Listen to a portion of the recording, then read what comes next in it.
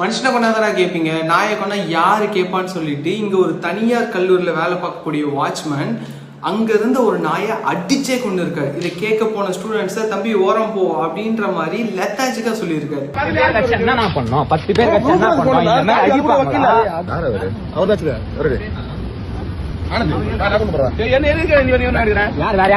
இதுதான் இப்படி ஒரு பக்கம் இருக்குன்னா, இன்னொரு சைடு ஒரு அம்மா ரோட்ல இருந்த குட்டி குட்டி நாய்கள்லாம் எடுத்து செவுத்துலயே அடிச்சு சாகடிச்சிருக்காங்க. இந்த மாதிரி விஷயங்கள்லாம் வெளியே வர்றதே கிடையாது. சில என்ஜிஓஸ் அண்ட் வாலண்டியர்ஸ் மூலமா இந்த மாதிரி விஷயங்கள் லைன் லைட்டா வெளியே வந்திருக்குது. இந்த மாதிரி பண்றவங்களுக்கு என்ன ஒரு லெத்தாஜிக்னா, என்ன அதிகபட்சம் பண்ற போறாங்க, ஃபைனை போட போறாங்க அப்படின்ற ஒரு லெத்தாஜிக் தனம் இருக்கு. ஆனா அவங்க எல்லாத்துக்கும் நான் ஒன்று சொல்லிக்கிறேன், இங்க லா மாறிடுச்சு.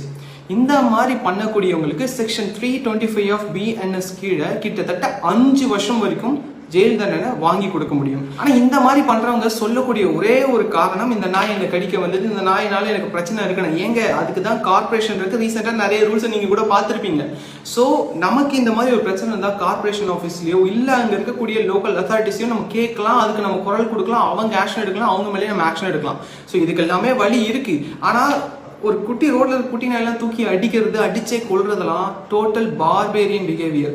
ஸோ இந்த மாதிரி பண்றவங்க, இந்த மாதிரி விஷயங்கள் உங்க ஏரியாவில் நடந்துச்சுன்னா மறக்காம நமக்கு ஃபுட்டேஜ் அனுப்புங்க. நம்ம அதுக்கு வாய்ஸ் அவுட் கொடுப்போம்.